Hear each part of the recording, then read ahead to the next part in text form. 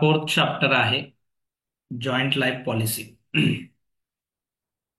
2 minute आणि येत आहेत, ऍड होत आहेत. ठीक आहे. स्क्रीन दिसत आहे का बाळांनो? स्टुडंट्स, स्क्रीन शो होत आहे का? हो सर. Okay, done. जॉईंटचा अर्थ काय होतो बाळांनो, सांगा. बोला लवकर.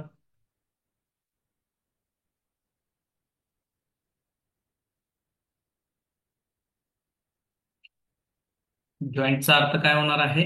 संयुक्त. लाईफ पॉलिसी म्हणजे जीवन विमा. आता एक्झाम्पल समजून घ्या. एक ए, बी आणि सी तिघेही काय आहेत? पार्टनर्स आहेत. आणि ते पार्टनरशिप फर्म मध्ये बिझनेस काय करत आहेत? कॅरी करत आहेत.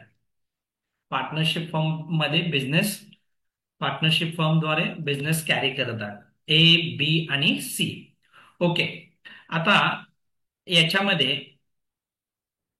जी काय पार्टनरशिप फर्म बिझनेसला जे काही कॅपिटल लागणार आहे, फायनान्स लागणार आहे, ते कोण इन्व्हेस्ट करत असतं सांगा? पार्टनरशिप फर्म बिझनेसला कॅपिटल जे लागणार आहे, फायनान्स जे लागणार आहे, ते कोण इन्व्हेस्ट करणार? जे पार्टनर्स आहेत ते कॉन्ट्रीब्युट करणार आहेत. ओके. आणखीन एक महत्वाची गोष्ट आहे की ही जी काही पार्टनर्स बिझनेस चालवत आहेत, पार्टनरशिप फर्म बिझनेस चालवत आहेत, त्यांची लायबिलिटी जी आहे ती कशी असते? लायबिलिटी बाळांनो, लायबिलिटी कशी असते? अनलिमिटेड. अनलिमिटेड असते. बरोबर आहे. आता पहा, एखादा पार्टनर रिटायर झाला किंवा एखाद्या पार्टनरची ओकेजनली डेथ झाली.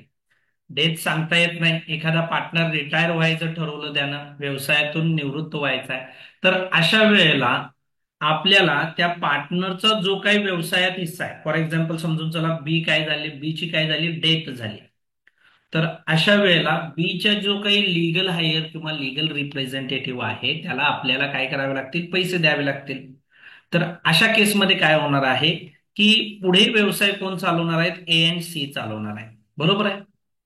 से yes or no? B retire झाला किंवा बी ची डेथ झाली असं कन्सिडर करा. पुढे व्यवसाय कोण चालवणार? ए आणि सी. मात्र बीचं जे काही कॅपिटल व्यवसायात बीनं गुंतवलेलं असेल किंवा त्याच्या व्यतिरिक्त जनरल रिझर्व्ह मध्ये त्याचा हिस्सा असेल, असेट्समध्ये हिस्सा असेल, असं सर्व गोष्टी, आपल्या गुडविल मध्ये हिस्सा असेल, तर ते पैसे आपल्याला काय करावे लागतील? बीला द्यावे लागतील जर तो रिटायर होत असेल तर, किंवा बीच्या लिगल रिप्रेझेंटेटिव्हला द्यावं लागेल जर त्याची डेथ झालेली असेल तर. Say yes or no? Say yes or no? Yes sir. Okay. Yes sir. Yes आता सर. मुद्दा काय, आता मुद्दा काय उपस्थित होतो पहा. अचानक पैसे आपल्याला बिलला द्यावे लागणार आहेत म्हणजे बिझनेसवरती काय येऊ शकतं सांगा? काय येऊ शकतं?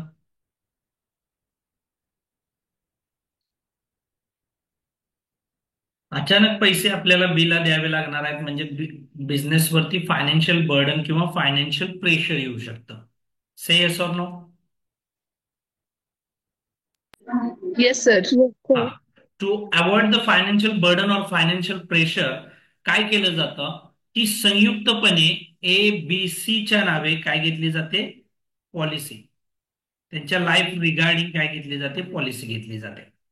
आता याच्यामध्ये होतं काय की प्रीमियमची अमाऊंट आपल्याला लाईफ इन्शुरन्स कॉर्पोरेशनला भरावी लागते. LIC जी काही कंपनी आहे तिला आपल्याला काय करावं लागत असतं? एक ठराविक पोर्शन प्रीमियम जो ठरलेला आहे तो भरायचा असतो.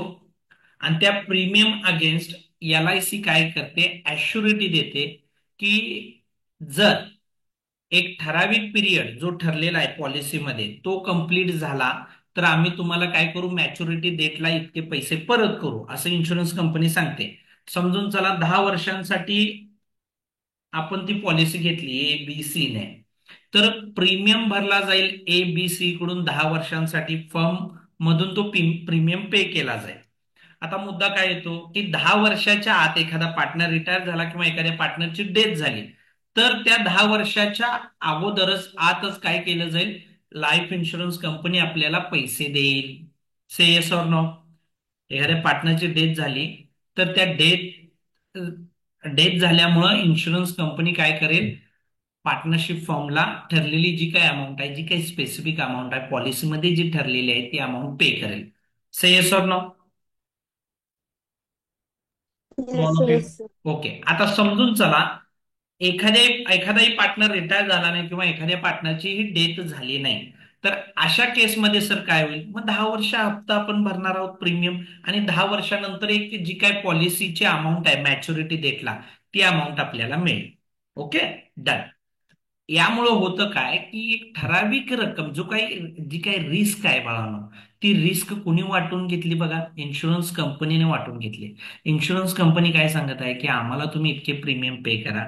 जर एखादा पार्टनर डेथ झाला किंवा रिटायर झाला तर अशा ओकेजन, अशा प्रसंगावेळी आम्ही तुम्हाला इतके अमाऊंट पे करू, ज्या माध्यमातून जे आलेले पैसे जे आहेत ते आपण काय करू शकतो? पार्टनर्स ज्याची डेथ झालेली आहे त्याचा जो काही हिस्सा आहे त्या पॉलिसी अमाऊंटमध्ये तितका तो आपण त्याला देण्यासाठी वापरू शकतो. किंवा मॅच्युरिटी डेट कंप्लीट झाल्यानंतर देखील जे पैसे आलेले आहेत ते आपण पार्टनर्सना देऊ शकतो. म्हणजे थोडक्यात आपण काय करत आहोत? बिझनेसला इथं कन्झर्व्ह करण्याचा प्रयत्न करत आहोत. कन्झर्व्ह करणे म्हणजे काय करणे? संवर्धित करणे. फायनान्शियल बर्डन होता कामा नये फ्युचरमध्ये. त्या फायनान्शियल बर्डन पासून, फायनान्शियल प्रेशर्स पासून बिझनेसला प्रोटेक्ट करण्याचं आपण काम करत आहोत. तर अशा केसमध्ये जॉईंट लाईफ पॉलिसी घेण्यापाठीमागचा हाच उद्देश असतो. एकत्रितपणे पार्टनर्सच्या नावे किंवा त्यांच्या जीवनावरती आधारित आपण काय करत असतो? इन्शुरन्स कंपनीकडून पॉलिसी घेत असतो. आता मुद्दा काय येतो उपस्थित पहा, की याची ट्रीटमेंट आपल्याला करायची आहे. काय करायचे? अकाउंटिंग ट्रीटमेंट करायचे आहे. अकाउंटिंग ट्रीटमेंट काय असणार आहे हे मी तुम्हाला सांगतो. याच्यामध्ये मेथड्स येणार आहेत, त्या मेथड्स आपण परत पाहू. पण मुद्दा काय येतो, की आपल्याला अकाउंटिंग ट्रीटमेंट शो करत असताना प्रीमियम भरला इन्शुरन्स कंपनीकडे तर एंट्री काय करायची आहे, प्लस प्रीमियम भरल्यानंतर तो प्रीमियम आपण व्यवसायामध्ये काय ट्रीट करणार आहे. ट्रीट करणे म्हणजे काय, की मेथड्स आहेत, की बाबा जो प्रीमियम भरलेला आहे तो व्यवसायाचा खर्च आहे म्हणून दाखवायचा आहे, की त्याची सरेंडर व्हॅल्यू आपल्याला बॅलन्स शीटच्या असेट साईडला दाखवायची आहे. तर अशा पद्धतीने त्याची ट्रीटमेंट असते. तर पहिले काम मी काय करणार आहे? प्रीमियम भरल्याची नोंद करणार, आणि जर तो प्रीमियम एक्सपेन्सेस म्हणून कन्सिडर केलेला असेल तर तो premium me profit and loss अकाउंटला ट्रान्सफर करणार आहे. त्याच्या व्यतिरिक्त ज्या वेळेला इन्शुरन्स कंपनीकडून पैसे येणे आहेत त्यावेळेला त्याची एंट्री करणार, इन्शुरन्स कंपनीकडून पैसे आल्यानंतर एंट्री करणार, आणि joint life policy account close करून मी पार्टनर्सना ते पैसे काय करणार आहे? वाटणार आहे. मग हे कशा प्रकारे घेतलं जातं ते आपल्याला पाहायचं आहे. ते याच्यामध्ये अकाउंटिंग ट्रीटमेंट आपल्याला पाहायचं. अतिशय सोपा भाग आहे. एक 4 प्रॉब्लेम जरी आपले झाले तर बाळांनो तुमच्या लक्षात येईल की बाबा प्रॉब्लेम सोडवणं अतिशय सोपं राहील. तर याच्यामध्ये इंट्रोडक्शनचा भाग जो मी तुम्हाला सांगितलेला आहे आता, on the basis of partnership firm मध्ये जे काही पार्टनर्स आहेत त्यांच्या नावे आपण काय करत आहोत? जॉईंट लाईफ पॉलिसी घेत आहोत. हे समजलेलं आहे का बघा? याच्यामध्ये काही शंका असेल तर तुम्ही मला विचारू शकता. पहा, जरा चेक करून घ्या स्टुडंट्स. समजलेलं आहे का to all of you? Yes sir. Okay, हो डन. सर. आता आपल्याला काय काय पाहायचं आहे बघा. मी जे सांगितलेलं आहे तोच भाग इथं आहे. हीच तुम्हाला थेअरीसाठी यूज देखील करायचं आहे इन केस विचारलं तर. काय म्हटलेलं आहे बघा? On death of a partner or on retirement of a partner the amount, just 1 minute, the amount due to him by the firm is required to be paid out. एखादा पार्टनरची death झाली किंवा एखादा पार्टनर रिटायर झाला तर त्याला जे आपण पैसे देणं लागतोय, आपण म्हणजे व्यवसाय, तर ते पैसे फर्मला द्यावे लागतात ज्या वेळेला तो रिटायर होणार आहे किंवा त्याची डेथ होणार आहे त्यावेळेला. इफ नो प्रोव्हिजन म्हणजे कोणत्याही प्रकारची तरतूद केलेली नसेल, कशा संदर्भात? Is made for payment of such dues. असे जे काही पार्टनर्सचे ड्यूज पे करण्यासंदर्भात कोणत्याही प्रकारची तरतूद केलेली नसेल, the firm is likely to face the financial difficulties. फर्मला काय फेस करावे लागतील? आर्थिक अडचणींचा सामना करावा लागेल जर कोणत्याही प्रकारच्या अशा तरतुदी केलेल्या नसतील तर.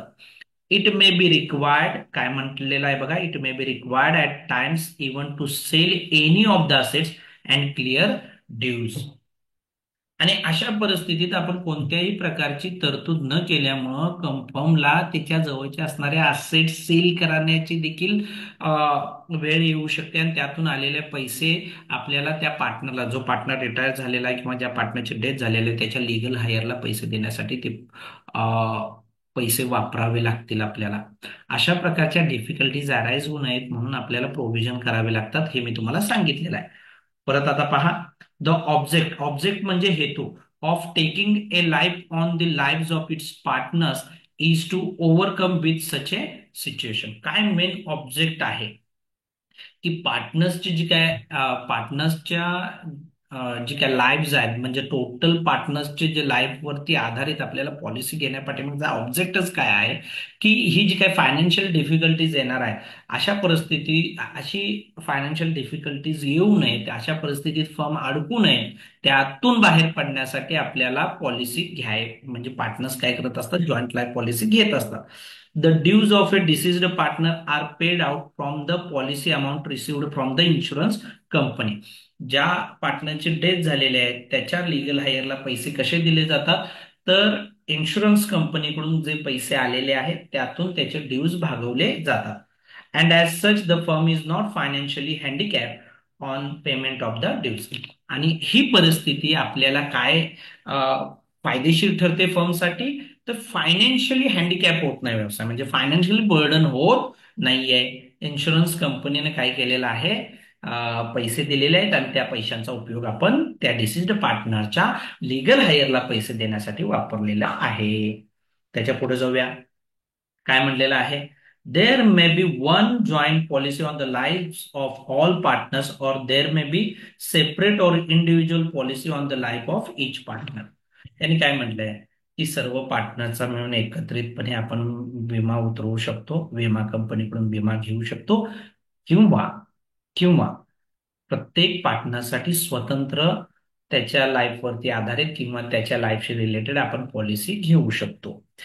If it is a joint life policy, the amount of policy is received on death of any of the partner. जर जॉईंट लाईफ पॉलिसी घेतलेली असेल तर कुठल्याही पार्टनरची डेथ झाली तर काय होतं, त्या डेटला, ज्या डेटला पार्टनरची डेथ झालेली आहे, कोणीही पार्टनर असू दे, जर जॉईंट लाईफ पॉलिसी घेतलेली असेल तर इन्शुरन्स कंपनीकडून पैसे येतात. आता पहा, in the case of several policies, एकापेक्षा जास्त पॉलिसीज घेतलेल्या असतील तर the amount of only deceased partner policy is received. आता काय म्हटलंय, ए स्वतंत्र, एच्या नावे आपण स्वतंत्र काय घेतलेलं आहे, विमा घेतलेला असेल, बीच्या नावे घेतलेला असेल, सीच्या नावे घेतलेला असेल, तर ज्या पार्टनरची डेथ झाली ना त्या पार्टनरच्या डेथशी रिलेटेड, म्हणजे ते पार्टनरचीच जी काय पॉलिसी आहे त्याचेच अमाऊंट मिळतील. जे पार्टनर जिवंत आहेत, जे बिझनेस चालवत आहेत, त्यांचे पैसे मिळणार नाही. पहा काय म्हणतात, suppose a joint, if a joint life policy for ₹50,000 is taken on the live of partners A B C. हे पार्टनर्स आहेत, त्यांच्या लाईव्हवरती आधारित ₹50,000 पॉलिसी घेतलेली असेल तर यामध्ये A B C is received on death of either A or B or C. But if separate policies are taken as for rupees 20,000, B rupees 15,000 and C rupees 15,000, and if A expires, the amount of A's policy only rupees 20,000 is received from the insurance company. हेच मी सांगितलं, A B C पार्टनरची joint life policy घेतलेली असेल ₹50,000, त्यापैकी एखादाही partner ची death झाली तरी सुद्धा ₹50,000 अमाऊंट मिळेल. जर ए ची स्वतंत्र पॉलिसी घेतलेली असेल 20,000ची, बी ची ₹15,000 आणि सी ची ₹15,000 घेतलेली असेल तर अशा वेळेला समजून चला, ए ची डेथ झाली तर पॉलिसी अमाऊंट फक्त ए ची रिगार्डिंग ए शी संबंधितच मिळेल, बी आणि सी ची कंटिन्यू राहील. सही असं नो, समजलंय का पहा. Yes, sir. Yes. Yes, sir.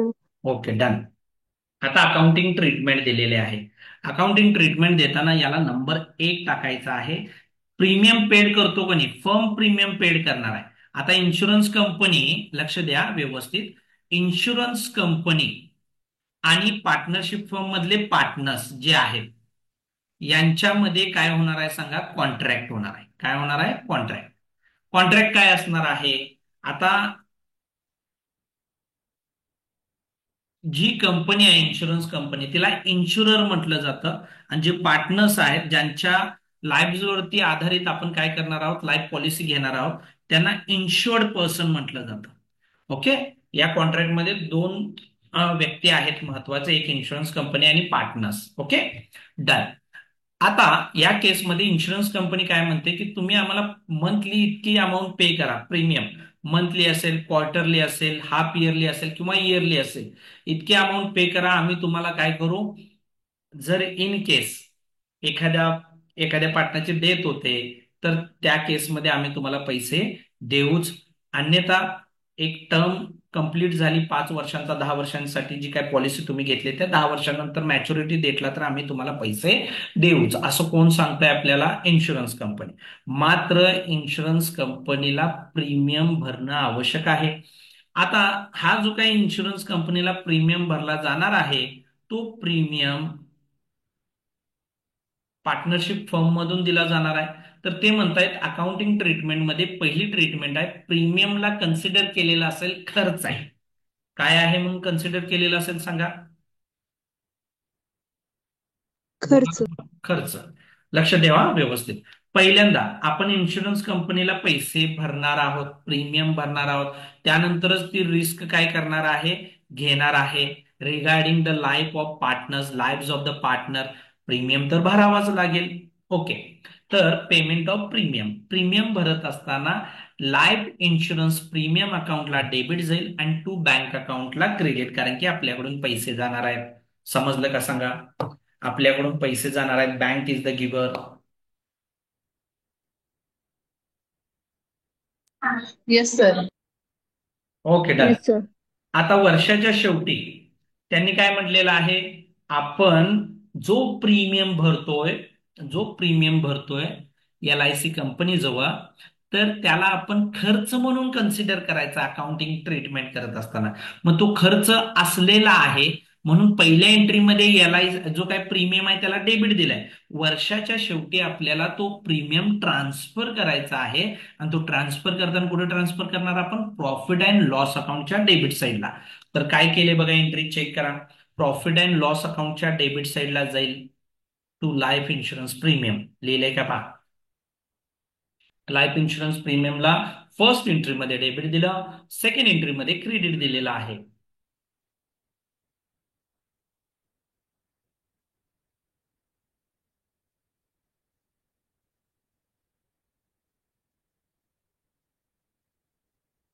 समजलेलं आहे का पहा. पहिल्यांदा प्रीमियम खर्च झाला म्हणून कन्सिडर केलेला आहे आणि तो खर्च आपण प्रॉफिट अँड लॉस अकाउंटच्या क्रेडिट साईडला पाठवलेला आहे. एंट्री समजलेली आहे का, दोन्ही पण. Yes sir. ओके. डन. आता पुढे काय म्हणतायत पहा ते, due amount of claim from LIC कडे आपण क्लेम केला. समजून जर एखाद्या पार्टनरची डेथ झाली किंवा मॅच्युरिटी डेटला आपण LIC जवळ क्लेम करतो. आता ते पैसे येणार आहेत LIC कडून. त्यामुळे LIC company life insurance corporation अकाउंटला काय द्यायचा, डेबिट. कारण की पैसे काय आहेत सांगा, बोला लवकर. एने आहे. काय आहेत, एने आहे. तर लाईफ इन्शुरन्स कॉर्पोरेशन अकाउंटला डेबिट द्यायचं. आणि टू, कशाचे पैसे येणे आहेत, तर एक अकाउंट ओपन करायचं, त्याचं नाव काय आहे, joint life policy account. Credit कशाला द्यायचं आपल्याला, joint life policy account. Okay. Done. Okay. Done. तिसरी एंट्री येस समजली. सर. हा. आता LIC कंपनी काय करेल, त्या क्लेमचे पैसे देईल. ती सर्व ऑडिटिंग किंवा चेक करून घेईल सगळ्या क्लेम वगैरेच्या क्लॉज नुसार, जे काय टर्म्स आहेत कंडिशन्स नुसार ती काय करेल, तो क्लेम काय करेल, सेटल करेल. तर पैसे येणार आता LIC कंपनीकडून, म्हणून पैसे आले. डेबिट द रिसिव्हर, बँकेत पैसे जमा झाले, बँक अकाउंटला डेबिट. आणि पैसे कोणी दिले, लाईफ इन्शुरन्स कॉर्पोरेशनने. पैसे येणे होते त्यावेळेला डेबिट दिलेलं होतं, आता तिच्याकडून पैसे आल्यामुळे तिला क्रेडिट दिलंय. चेक करा बरोबर आहे का, स्टुडंट ऑल ऑफ यू.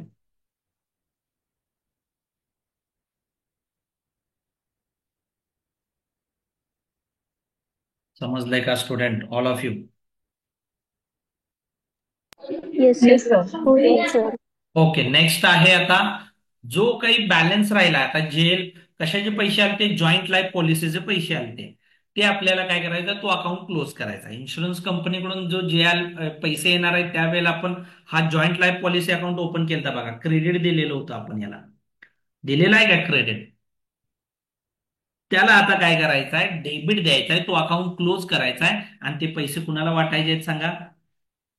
पार्टनर्सना द्यायचं. ज्या ज्या वेळेला आपण पार्टनर्सना पैसे देणे लागतो त्या त्या वेळेला पार्टनर्स कॅपिटल अकाउंटला आपण क्रेडिट देत असतो बाळांनो.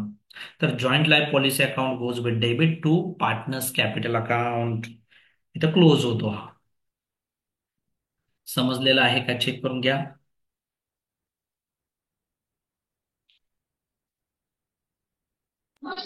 हो सर. हो सर. ओके. आता काय करायचं आहे माहिती आहे का, की एक मी तुम्हाला हे स्लाइड्स सेंड करतो. नाही तर एक काम करा, हे लिहावं लागेल तुम्हाला. एंट्रीज ज्या दिल्या त्या लिहून घ्या चला पटापटा. थेअरीला फक्त वाचून घेतलं तरी सुद्धा चालेल. लिहून घ्या आणि लिहून झाल्यानंतर मला सांगा लगेच. एंट्री तेवढी टाका.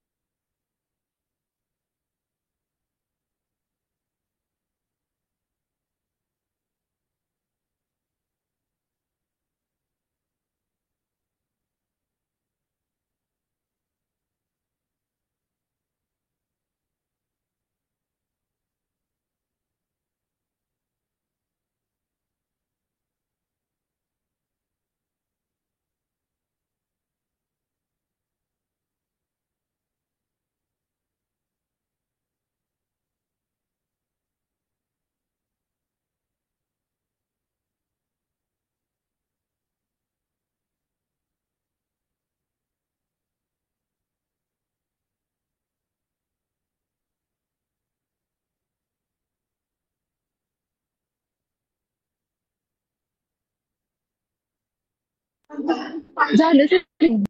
ओके. सेकंड ट्रीटमेंट आपल्याला पाहायचं आहे, ज्याच्यामध्ये जे काय प्रीमियम भरला जातो बाळांनो, तो प्रीमियम एक्सपेंडिचर आहे म्हणून कन्सिडर केला जात नाही. तर त्याच्या जागी आपण काय करतो, जी अमाऊंट प्रीमियमची भरत जाणार आपण त्यासाठी joint life policy account open करतो. कोणता अकाउंट ओपन करतो? Joint life policy account. तर त्याच्यासाठी ट्रीटमेंट काय, ज्या ज्या वेळेला प्रीमियम भरू त्या त्या वेळेला आपण जॉईंट लाईफ पॉलिसी अकाउंटला डेबिट देतो आणि बँक अकाउंटला क्रेडिट देतो. इथं प्रॉफिट अँड लॉस अकाउंटला प्रीमियमची अमाऊंट ट्रान्सफर करायची नाहीये. जेएलपी अकाउंट वरती जो काही बॅलन्स होत जाईल तो आपण काय करणार आहोत, असेट साईडला शो करणार आहोत. कुठं शो करणार आहोत? असेट साईडला. तर पहिल्यांदा प्रीमियम भरल्यानंतर एंट्री काय केली बघा, JLP account debit to bank account. समजलं का? दुसऱ्या मेथडमध्ये जो प्रीमियम आपण भरणार आहोत तो प्रीमियम खर्च न कन्सिडर करता असेट कन्सिडर करणार आहोत. मग त्यासाठी प्रीमियम भरताना जेएलपी अकाउंट ओपन केला जातो. तर JLP account debit to bank account. Insurance कंपनीकडून पैसे आल्यानंतर एंट्री काय करतो आपण, bank account debit to JLP account. आणि जेएलपी अकाउंटला जो काही बॅलन्स राहील तो पार्टनर्स कॅपिटल अकाउंटला आपण ट्रान्सफर करतो. समजलं का? पहा, चेक करा. समजलं का? पहा, to all of you. Premium pay केला, तो खर्च न समजता हो सर. असेट कन्सिडर केली. JLP account debit to bank account. LIC कडून पैसे आले, bank account debit to JLP account. आणि बॅलन्स जो काही जेएलपी अकाउंट वरती राहील तो पार्टनर्स कॅपिटल पार्टनर्सना वाटून द्यायचा आहे. लिहून घ्या हा देखील भाग.